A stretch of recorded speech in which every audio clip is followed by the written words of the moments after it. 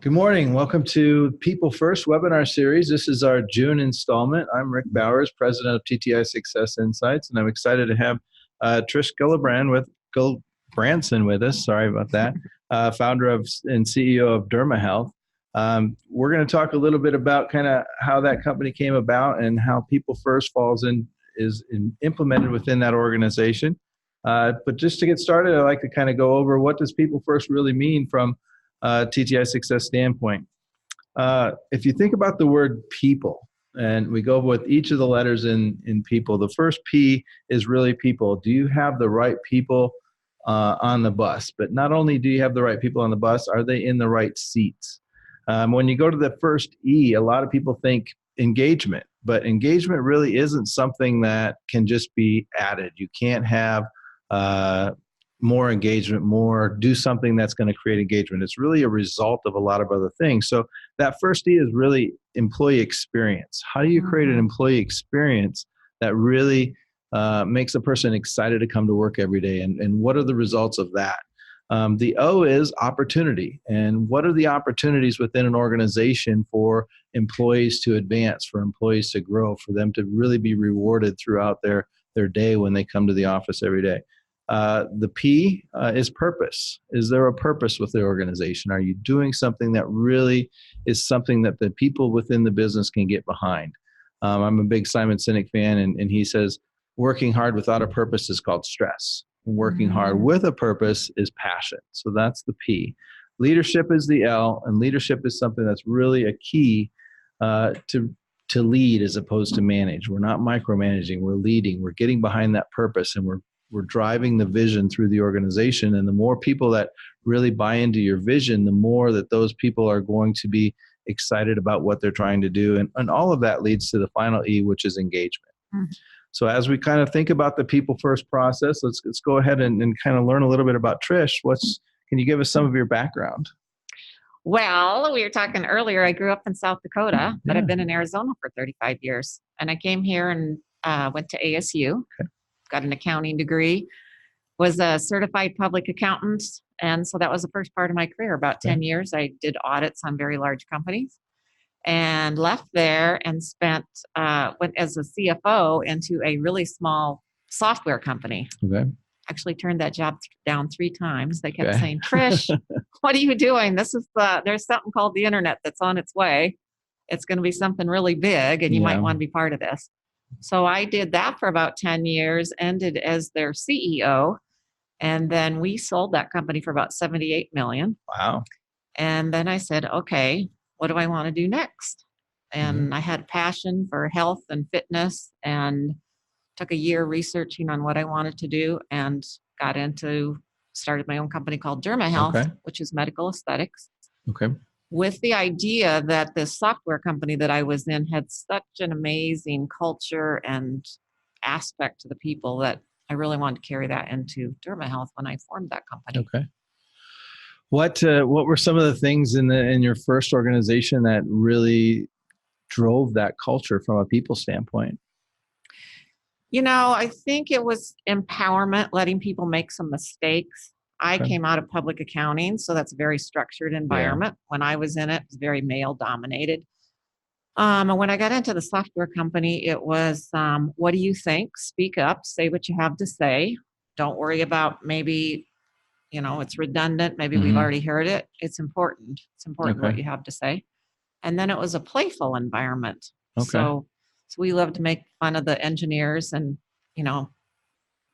do things with them. And they like to do it back with us. And it was just a fun environment. It was brand new. It was like we were blazing the trails of software and where that went back in the day. Yeah, it was a great time for that. So as you started Derma Health, what were some of the challenges as you tried to recreate that type of people first environment? Well, the biggest thing I would say is I went from a very business driven, so engineers, logical thinkers. I'm an accountant, logical thinker. And then you get into medical aesthetics. These are caregivers. Right. So I have doctors, nurses, estheticians, and they care about people. So when I'm talking analytics or you want to talk to me, bring a spreadsheet, come sit down, talk to me. I love it. But when you talk to them, they are like, everybody's in the twilight zone. Yeah. What is that? Very harmonious people. That I would say that was the biggest struggle. It took me a while to figure out why we couldn't communicate well.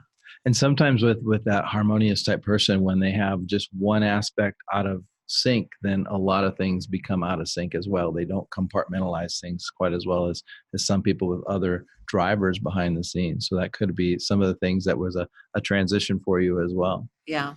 Yeah. And it was, manageable when you're smaller and you got the one-on-one, but as you grow, you don't have as much one-on-one time. So it becomes more difficult. Okay. So, how many employees do you have now, and what challenges have you had as in terms of the employees when you're adding people? We have about 60 employees now. Okay. I would say the biggest thing that you struggle with is those. So each of my clinics has a practice manager.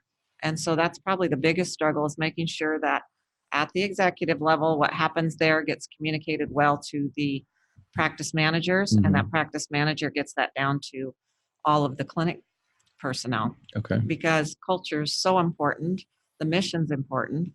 But if you don't have the right culture fits, if you don't have people that really believe in your mission, it's not going to make its way down. And it takes one standalone clinic, not only just one employee, but one standalone clinic that can really, be the domino that falls and makes everything not work. Yeah, one unhappy customer can really do some damage with today's world in terms of social media. So you have to really make sure that those employees are giving the impression to the clients that you want them to give. And sometimes having many clinics around the valley, it's tough, because you have to make sure that each of the management teams and within the clinics are doing the right things by the employees, and the employees are in a good place when the clients come in. Yes, absolutely. Have you had any issues with the unemployment level right now, bringing in qualified people to fill roles that you have open? Knock on wood, no. Okay. I have an amazing operations person, and that's his background, 25 years of recruiting. He's really good. Okay. And we have been really fortunate. We have not had a lot of turnover. So it's nice to keep people. That's great. That's not the norm in today's market. There's a lot of turn just because people are taking the opportunity to see all the job openings out there and say, okay, what else can I do? And that kind of goes back to the O in people is, are there opportunities within your organization for people to advance? Yeah. Or do they feel like they're kind of stuck? And when they feel stuck, then they start looking for other things. So what are the things that you do to really keep people excited and in wanting to come back and work for you as opposed to look for other opportunities? Well, in our company, the organization is kind of flat. So it is hard to have opportunities that you're moving up. But where we try to really make a difference is on their technical abilities and their ability to communicate with patients and that sort of thing. So I would say we do more training than any other med spa in the nation. Okay. We really invest in that. So things that are coming out new, maybe we're not going to implement them, but we're still going to bring them in and we're going to take a look at them and we're going to get the group together. And so we have doctors that get together, the nurses get together, the estheticians get together. And I think they feel very empowered about they get input. Yeah. What's new technology? And I want to learn about it. So is there a balance between new technology and say team building or personal communication kind of activities? Yeah, absolutely. So you have to have both. Mm-hmm. So yeah, we have an all staff meeting coming up in July. And that's what that's going to be about. It's going to be about team building and just what you were talking about. What's the engagement of the employees and how does that come across to the patients that we see, to the clientele that we see? Because they feel that. Yeah. And that's customer service right there, is the feeling they get when they come in, the experience they get. And do you get comments and feedbacks from the clientele that it feels like your employees are really engaged in the organization? Yes. I always worry that what you get is you get a small percentage of people that reply, and who are the people that don't reply? Right. That's who I worry about.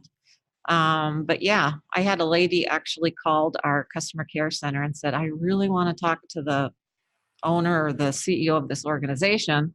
And I'm thinking, oh boy. And she called and she goes, you know what?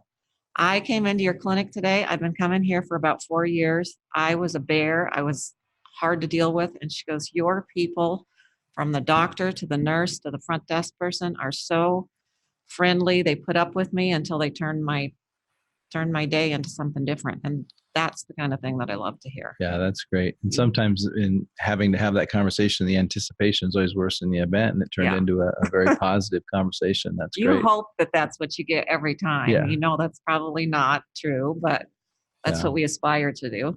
Okay. Have you had any situations where maybe putting people first has caused a negative situation within the organization? You know, probably I'm very transparent, Mm-hmm. and I love to get people involved. And so I think, to my detriment, when I started the company, everybody got input. So that might be, you know, when you're small, I did everything. I did the finances, the marketing, the new technology. And so I always got input from people. And that does, after a while, it comes back to bite you, because people begin to feel resentful that, hey, the organization's growing. I didn't get any input on that ad you just put out there. I don't like, you know, you'd think, okay, well, let's just talk to them and tell them we can't do that anymore. And it's not that easy. Yeah. It's a culture that we built around that. And it took years to get out of that. It's definitely a fine line between top down, this is what we're going to do, as opposed to a kind of bottom up, here are ideas throughout the organization. And there's certain times a year that we focus on, for sure, the bottom up, where it's in the strategy, what's our plan for the year, so that everybody within the organization is bought into it.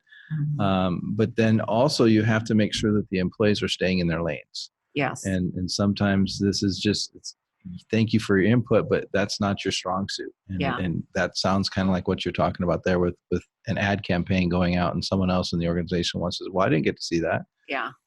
And so, that was a big focus for us last year, was specifically was getting people to focus on what they've got to do and really getting back in their swim lanes. Yeah. Yeah. That makes a big difference. Are there other things that you've had to do from a people standpoint, really, to kind of say, we want to really still focus on the people, but you can't be entitled, or something from that nature? You know, what comes to mind is when you think about loyal people. So each of my clinics, there's 5 to 7 people there. So as you think about growing and giving them opportunities, and so you take somebody that's really good. They're good with the patients. They're good with the staff. They know everything we do. They know how it runs. They know how I'd like it run. And so that whole tendency to say, hey, this person wants to move up. They want to be in management, or they want to be a leader. And sometimes you just can't help but you fall in that trap, and you're like, hey, I think this person probably, I want to give her the opportunity, or give him the opportunity. And you put them in, and it's like, that was a terrible fit. It makes them miserable, the employees miserable, the patients miserable. And it's tough from that standpoint. So typically business owners kind of run in a circle with many other business owners. And you and I had a conversation earlier about the Sun Devil 100, which I'm excited about. Thinking about the other company owners that you deal with, are there conversations that you've had where they're struggling with people issues? And what type of advice did you give them? We talked about, I'm in a CEO roundtable. So I think employee issues are number one. I think that's the number one concern people have, is how do you motivate them and keep them engaged? And while you're trying to balance everything else you have to do as a CEO. So I think everyone has that. Recruiting stuff, and retention is tough, and motivation and engagement. Yeah. So any specific advice that you would give to our audience in terms of growing an organization like you have, and how to create that people first, fun culture that really is productive? You know, we were talking about this earlier too, is we finally got to a point where we started doing assessments on individuals. And what it helps is to get the right people in the right seat of the bus. Because if you don't have people in the right seat of the bus, culture and fun is not going to happen. Because people are they're just not fit. They're just not fitting in. Yeah. I mean, how many people can do a really good job for you and maybe don't have a good culture fit? Maybe they're not a good team member, but they're great with the client. Mhm.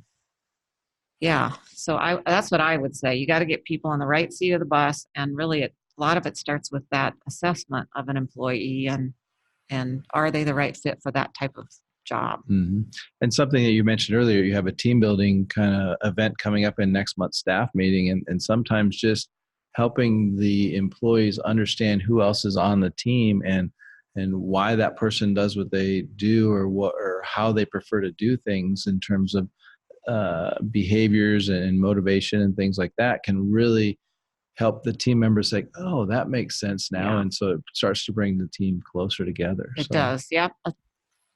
Yep. Just understanding where people come from and not being defensive about it, but kind of getting that person. Okay. Yeah. Great. So from a, from a culture standpoint, what would you say is the one mistake that you made over the years that we would maybe want other people to avoid? Was there something as you were trying to grow the culture that you're like, yeah, I wish I wouldn't have done that? Well, our mission is to uplift, inspire, encourage. Okay. And I think I did a little bit too much of that in the beginning. Okay. So to that point, if you put everything's about empowerment, everything's about the employee, everything's about that, it has to be a good balance. Yeah. And so you have to have accountability with it, and you have to have respect for the organization and other people in it. So Okay. yeah, I for sure made some mistakes along the way on the culture side. Yeah. It's something that is a delicate balance of between culture and strategy and how the organization drives. But I think that the people are the key piece in the whole puzzle. Is if you have the right people in there, then you can kind of adjust your strategy going forward. You can adjust kind of what the culture really is looking to do. But the people piece is really, really critical from that standpoint. So let's see if we have any questions from in the panel at this point. No questions at this point. Okay. Any other things that you would like to add about what's going on with Derma Health, or where people can find out more about your organization? For sure. Yeah. DHIskin.com is our website. Okay. So go out and check us out. We are in a $4 billion industry. Medical aesthetics was nothing when I got into the business. I think Botox had been out for 2 years, and now it's a common household word. So everybody wants to, they feel good on the inside. They want to look just as good on the outside. Yeah. And it's exciting to some of the things that are happening with Botox that help with migraine headaches and more things than just the skin as well. So I think some of that is a byproduct of things that are happening. Yeah, there's a cosmetic side to it, and then there's the therapeutic side, but they are the same products. So it's amazing the things that we can do nowadays. Okay. Yeah. All right. Well, thank you for your time today. It's been great having a conversation with you and getting to know you and just kind of understand how People First has been a big piece of your business and your growth in terms of Derma Health. So thank you. Thank you, and Rick. Thank you everybody that tuned in today. We do not have a People First webinar in July, but we look forward to catching up with all of you again in August. Thank you.